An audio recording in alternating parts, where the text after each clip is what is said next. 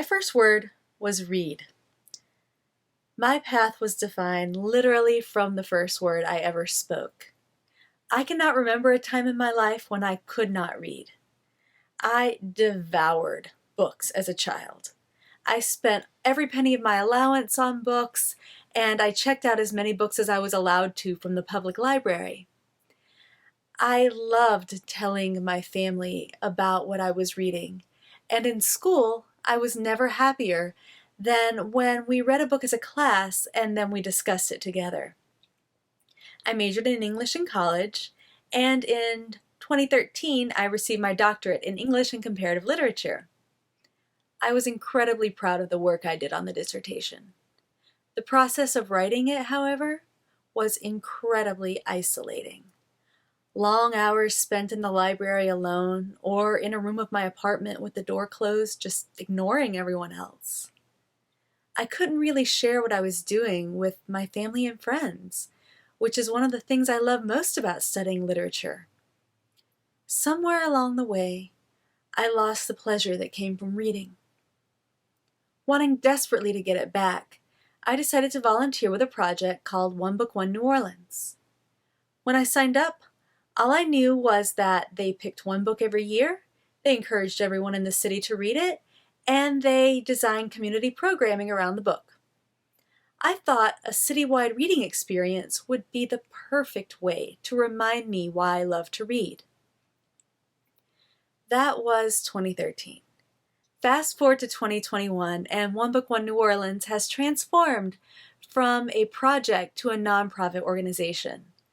Since its transformation, I've been its executive director, running the entire operation out of my house with a dedicated group of volunteers and an amazing board of directors. People often ask me, how did you get so drawn into your volunteer work? As I mentioned, we design every year a series of programming, and that was primarily my task the first 2 years that I volunteered. It turns out that my academic training had prepared me well for this job.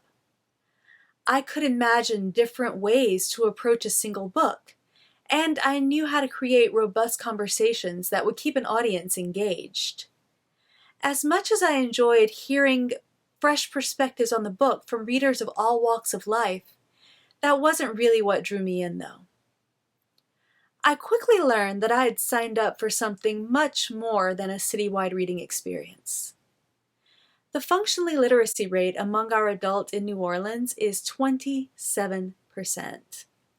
27% of our adults have harder lives than they could have because of their ability to read. Knowing that, One Book, One New Orleans works to get that book into the hands of folks who would normally be excluded from a community of readers.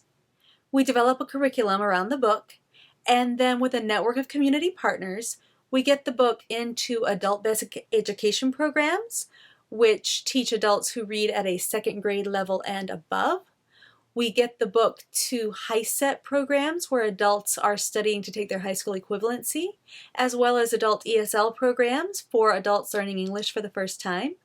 We also get the book into the ears of the blind and print handicapped through a partnership with a reading radio station. And we get the book to adult and juvenile prisons. Finally, knowing that some members of our community can read but cannot afford books, we make sure that every branch of the public library has a copy. I realize that this as a citywide reading experience barely scratches the surface. At its heart, it's about outreach, making sure that everyone in the community has access to the book and the programming it inspires.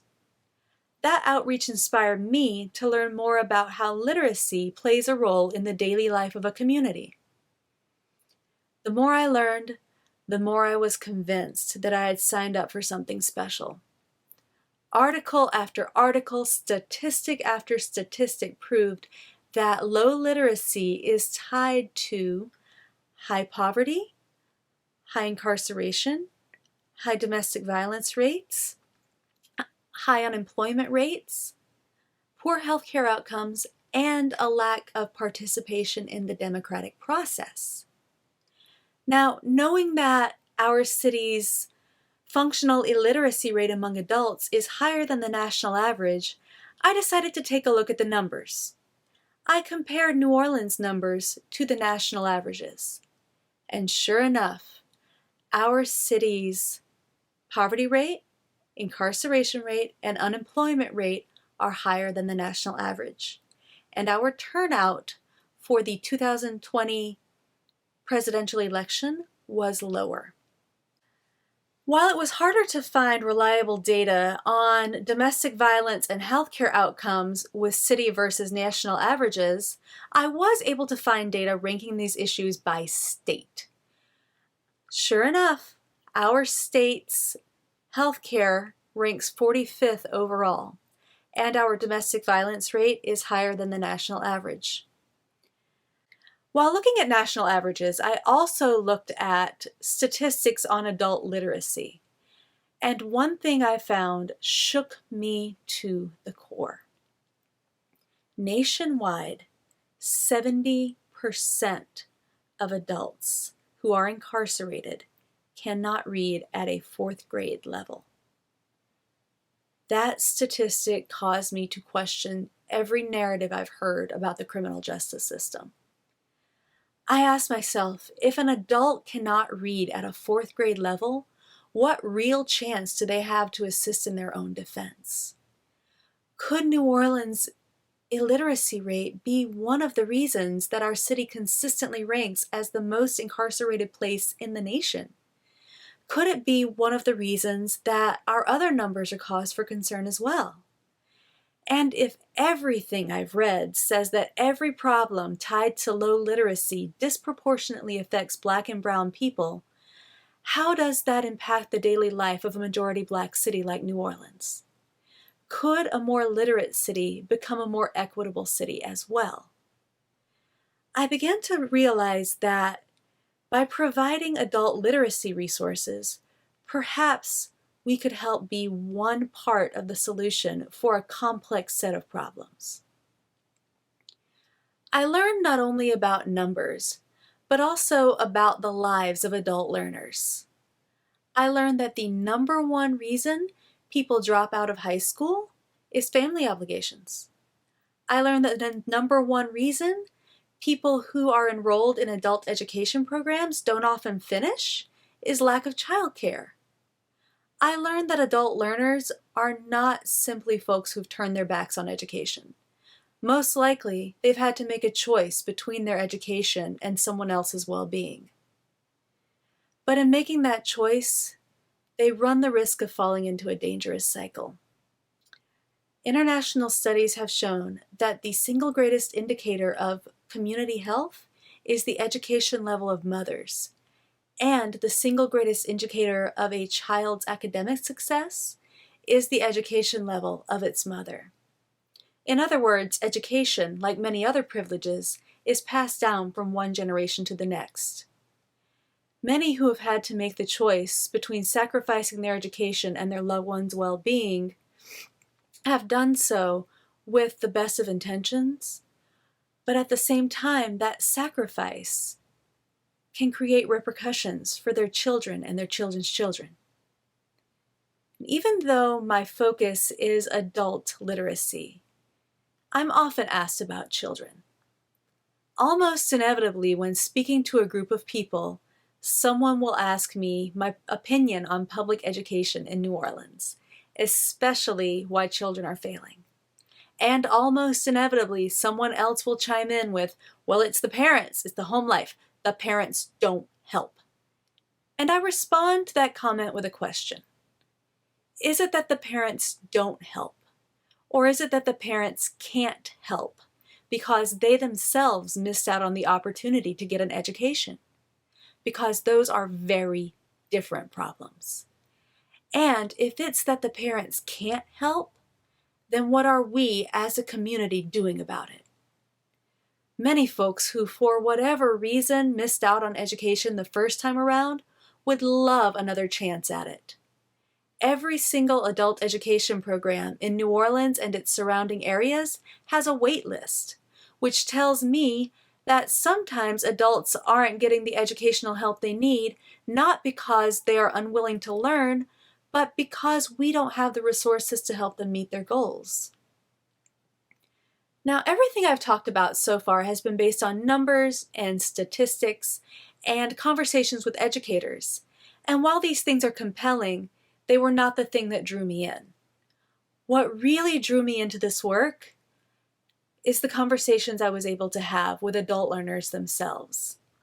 Some of the programming I'm most proud of created space where adult learners could come together and share their stories and be heard.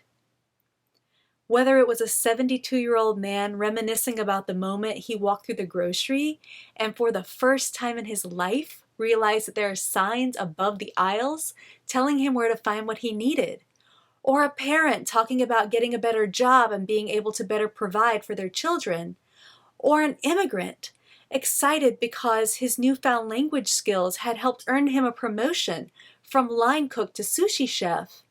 Everyone talked about how taking the next educational step had bettered their lives. Perhaps because I was a new mother at the time that I started volunteering, the stories that resonated with me most came from mothers who had enrolled in adult education. They talked about how their decision to get more education had impacted their children's lives, and it went way beyond putting a roof over their heads, clothes on their backs, and food in their mouths.